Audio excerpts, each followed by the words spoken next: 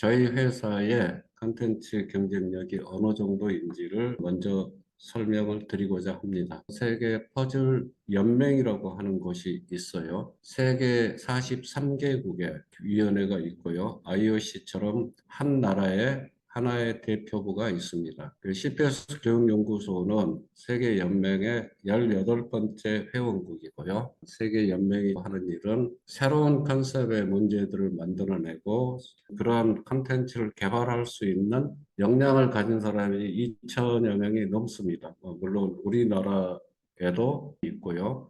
매년 이러한 컨셉들이 나온 거를 저희는 다 받아서 교육에 활용할 수 있는 아이들이 풀 수 있는 수준으로 낮추는 역할을 저희가 해서 탄생한 게 1170Q라는 사고력 프로그램입니다. 세계 이 각국의 개발자들이 만들어 놓은 컨셉을 저희가 아이들 수준으로 낮춘 것 70%고 30% 정도는 CPS 교육연구소가 자체적으로 개발한 것이다. 이러한 컨텐츠 네트워크를 가지고 있기 때문에 매년 새로운 문제들이 업데이트되고 컨셉이 새롭게 정의가 됩니다. 계속해서 새로운 것들이 탄생할 수 있는 구조를 가진 회사는 제가 봤을 때는 거의 없다라고 보여져요. 저희 문제들이 오픈이 되고 다른 데서도 많이 쓰고 있는 걸로 알고 있어요. 우리 교육 목표는 뭐냐? 사고력 그러면은 보통 수학 공부라고 생각하는 경우가 많죠. 우리나라에서 사고력 교육 그러면 사고력 수학으로 거의 정의가 돼버린 것 같습니다. 저희가 하고자 하는 거는 세 가지예요. 학습의 태도를 만들어준다. 여기에는 과제 집착력이라든지 또는 자존감, 자기 긍정, 여러 가지 요소들이 있는데 공부를 하기 위해서는 그런 학습 태도가 갖춰지지 않으면 사실상은 어렵다. 그거는 인생 성공의 법칙이기도 하다. 그래서 학습 태도를 자기 책임화의 공부, 이걸로 바꿔주는 것이 첫 번째 목표입니다. 두 번째는 학습 역량입니다. 지능이라고 얘기할 수도 있는데 지능은 고정적이고 불변적인 게 아닙니다. 계속해서 변화되는 것, 그걸 가소성이라고 그러죠. 그 변화의 동인이 바로 학습 과정에서 주어지는 자극이라고 할 수 있습니다. 우리 뇌는 수학적 지능만 아니고 여러 가지의 지능들을 가지고 있어요. 그래서 다중지능이라고 하는 얘기가 나왔고 나온 지가 40년이 넘은 상태에서 정설로 인정을 하고 있습니다. 다양한 지능을 어떻게 자극을 해서 키워줄 거냐. 지능 영역들이 문제를 해결하는 과정에서는 어떻게 유기적으로 작용하게 할 거냐. 유기적으로 작용하는 그것을 시냅스 연결이라는 얘기로 설명을 합니다. 자체적인 역량과 유기적인 활동이 강화되어야지 학습 역량이 커진다. 따라서 저희가 사고력에서 추구하는 목표는 수학만의 학습 역량을 키우는 게 아니고 학습이라고 하는 모든 과정에 역량을 제대로 발휘할 수 있도록 만드는 것이 목표다. 세 번째는 생각의 기술인데요. 단편적인 문제들은 생각을 깊게 하지 않아도 풀리는 것들이 많죠. 그러나 난도가 높아지고 깊어질 경우에는 문제를 해결하는 프로세스 자체가 상당히 길어지고 그 과정에 관여하는 사고 영역들도 상당히 복잡해집니다. 이런 때 어떤 사고 기법들이 작동하는지 아이들한테 체득하게 하는 거예요. 이것이 세 번째가 되겠습니다. 현재 강조하고 있는 창의적 문제 해결 능력, 이러한 세 가지의 기반 하에서 만들어지는 것이다. 이거를 통해서 전국적으로 하고 싶은 게 뭐냐? 그 역량을 키우고자 하는 것입니다. 이것이 저희의 목표입니다. 이러한 목표를 달성하기 위해서 철저히 의도를 가지고 문제를 만들었어요. 사고 영역마다 자극을 주고 서로 유기적으로 연결하도록 하는 교재가 있고요. 그것이 CSL이라고 하는 교재입니다. 또 하나의 교재는 과제 집착력, 집중력, 지속력, 즉 생각의 힘을 키워주는 PIE라고 하는 교재. 여러분들은 이미 교재를 받으셨기 때문에 CSL과 PIE라고 하는 것을 보셨을 거예요. 그리고 CT에서 다루는 사고 기법은 15가지 정도가 됩니다. 그것이 뭐다라고 설명해 주는 게 아니고 그 문제를 풀게 되면 그러한 사고 기법을 터치를 해야만이 풀리도록 되어 있다는 얘기입니다. 저희가 하는 교구는 시각화에 초점을 맞추고 있어요. 교재를 보셨으면 그려라라는 것을 보셨을 겁니다. 마지막으로 서술 논술 훈련을 하는데 서술과 논술은 패턴이 있다. 이거를 해놓은 것이 맥노트입니다. 맥노트는 어떻게 사고를 해야 되는지 문제 해결 프로세스를 잡아주는 것이기도 하고 서술과 논술의 기초적인 훈련을 하는 교재이기도 하다. 맥노트의 기반은 CSL 문제를 기반으로 하고 있습니다. 교재가 문제 하나하나마다 목적성과 의도성을 가지고 있는데 사고 영역이 매 호마다 표시가 돼 있어요. 각 영역이 고르게 구조화가 돼 있는데 하나의 문제를 해결하는 데는 다양한 사고 영역이 작동을 하게 돼 있고요. 우선적으로 작동해야 될 거, 순차적으로 작동해야 될 거 이런 것들이 다릅니다. PI도 터치하는 사고 영역이 다르게 있습니다. 단추달리 같은 경우는 논리 영역이 가장 강합니다. 창의 영역이 두 번째고 언어와 관찰 공간이 비슷한 상태로 작용을 해야 됩니다. 이 문제는 수리 영역은 굳이 작동하지 않아도 됩니다. 사고 기법은 표시를 해놨어요. 이 문제를 풀 때는 이미지를 심상화를 시키는 게 필요하고 유추가 필요하고 연역적인 추리가 필요합니다. 또 정형화가 필요하고 관찰이 필요합니다. 문제마다 의도된 목표를 보여주는 것입니다. 이러한 문제들이 1레벨부터 6레벨까지 구성이 되어 있고요. 1레벨에 240문제, 총 1440문제다. 풀고 나면 저희 시스템에서 학생별로 입력을 하게 되어 있어요. 그거에 따라서 보정 문제가 나가게 됩니다. 보정 문제는 시스템 안에 다 들어 있어요. 밖으로 나와 있질 않습니다. 보정 문제는 저희 프로그램을 쓰고 있는 센터가 아니고는 볼 수가 없는 상태.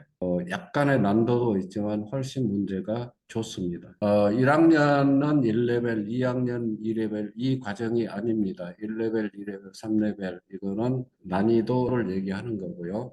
1, 2, 3레벨에는 맥노트 이런 것들이 있어요. 4, 5, 6레벨은 맥노트가 안 들어가 있습니다. 그래서 1, 2, 3은 필수, 4, 5, 6은 선택. 저희가 지금까지 경험한 바로는 1, 2, 3레벨에서 학원들은 대부분 끝나더라. 왜냐하면 그렇게 뛰어난 아이들이 없어요. 과학고라든지 한국과학연계고 가는 애들은 6단계까지 혼자서 풀은 애들이 많습니다. 1학년들을 생각한다는 것이 무엇인지를 잘 모르는 아이들이 많습니다. 공부를 할 때 문제를 주도적으로 해결한다는 의미가 뭔지를 모르는 아이들이 많아요. 그래서 기초 사고 과정이라고 싱크로라고 하는 책을 따로 만들었어요. 생각한다는 것의 의미를 되새겨보고 문제를 해결하는 과정들을 체험해보고 이걸로 한 6개월 정도 한 뒤에 1레벨로 들어가게 되면 아이들이 거의 탈락하는 경우가 없었다. 즉 어려워서 포기하는 경우는 없었다.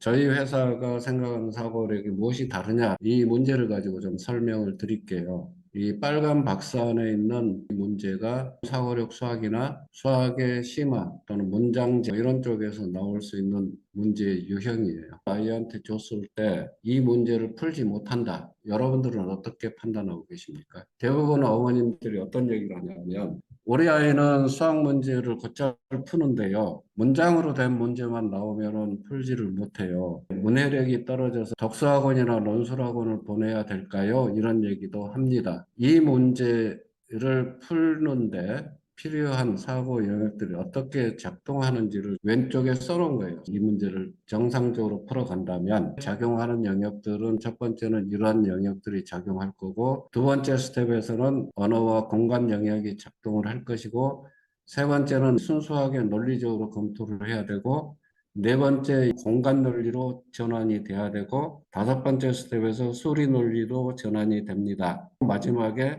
계산이 들어갑니다. 이 프로세스가 머리 안에서는 계속 돌고 있는 겁니다. 아이가 풀지 못한다고 할 때 스텝 1에서 막혔는지, 스텝 2에서 막히고 있는지, 스텝 4에서 막히고 있는지 아이들마다 다 달라요. 그렇기 때문에 문장제를 풀지 못하니까 문해력이 떨어진다. 이렇게 단순하게 평가하는 것은 상당히 위험하다. 그래서 이것들을 풀어가면서 저희가 계속 체크하고 3개월 정도 수업을 했는데 머리를 쓰는 게 여전히 공간 쪽이 좀 익숙하지 않구나. 그때 보내주는 게 보정 프로그램이야. 170Q의 사고력은 학습하는 행위 자체가 아이를 계속 진단하고 있다는 겁니다. 아이가 지금 어떻게 생각하고 있는지 계속 추적하고 있다는 거예요. 수학을 위해서 이 프로그램을 만든 게 아니고 어떤 과목이든지 이런 과정들이 서로 유기적으로 작동을 하도록 만드는 것이 저희 프로그램입니다. 저희가 사고력 수학과 뭐가 달라요? 다른 지향점은 뭡니까?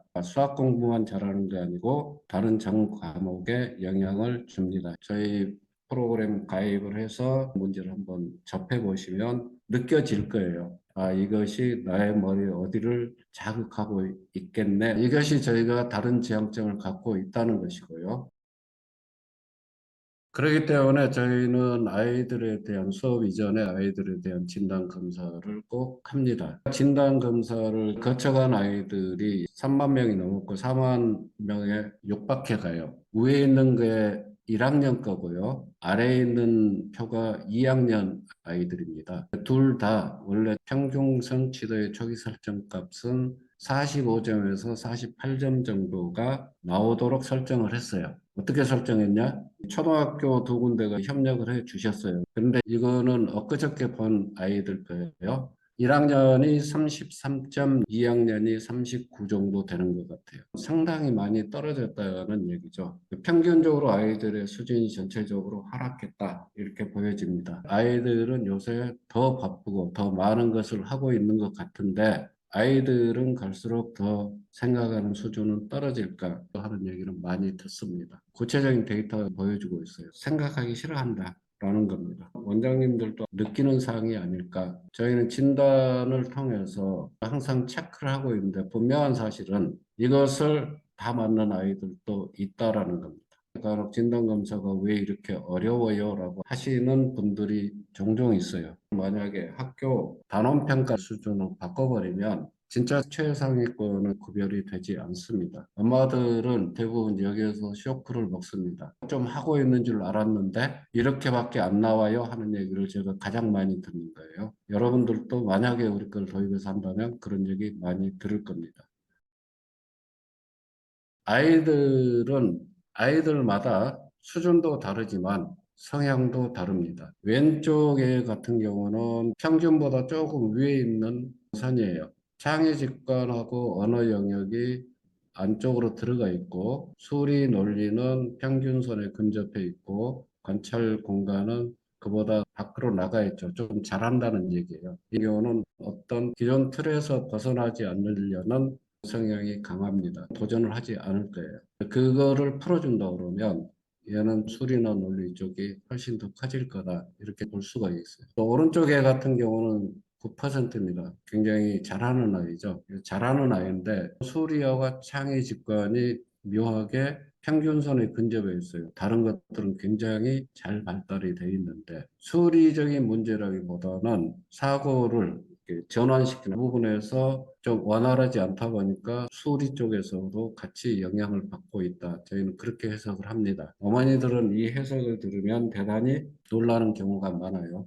이런 수준이나 성향을 가름을 해서 아이들마다 나가는 교재가 다르게 설정이 된다. 여기에서 심리도 약간 엿볼 수 있는데 왼쪽 애 같은 경우는 논리 언어가 굉장히 강합니다. 그러면 수리가 저렇게 뜬금없이 약하지는 않는데 이 친구 같은 경우는 창의직관 관찰 변별 공간 즉 오른쪽에 해당되는 내부는 잘 못 써요. 학습에 길들여진 아이인데 뜬금없이 수리만 못한다. 이런 케이스는 희귀한 케이스예요. 수학에 대해서 어떤 트라우마를 갖고 있다. 이렇게 해석을 해요. 수학이 싫은 겁니다. 여기에서 좀 더 넘어가면 번아웃으로 갈 수도 있어요. 그래서 밀어붙이는 타이밍, 밀어붙여도 될까, 안 될까 이런 것들을 계속 관찰을 하셔야 된다. 그것이 저희 진단검사가 갖는 의미다. 가르치지 않는다고 그러는데 수업에서는 어떻게 합니까? 예, 가르치지 않는 것이 저희 수업의 철학이고요. 선생님의 역할은 기다림입니다. 혼자서 해결하도록 기다려주는 것. 풀지 못하면 맥노트가 있어요. 이 문제는 이런 질문들에 대해서 네가 생각을 해봐. 그거를 하고 나면 해결되는 경우가 많을 거예요. 왼쪽에 있는 맥노트가 문제 미션이 뭐냐, 즉 뭘 구하라는 거냐, 조건을 분석하는 것, 실마리나 전략을 수립하는 것, 그래서 해결하는 것. 이렇게 따라가다 보면 문제를 어떤 식으로 접근해야 되는지를 체득이 되게 돼요. 계속 이루어지면 모든 문제를 볼 때 이런 방식으로 프로세스적으로 보게 된다. 봤는데도 해결이 안 된다. 그럼 시스템의 영상이 있어요. 그 영상을 아이가 보도록 하는 겁니다. 원칙적으로는 자기가 해결한 뒤에 그 영상과 자기가 해결한 거를 비교하도록 준 것이지만 아예 해결 자체를 못할 때는 익숙해질 때까지는 힌트로 활용할 수 있도록 영상을 보도록 선생님은 가이드를 해주시면 된다.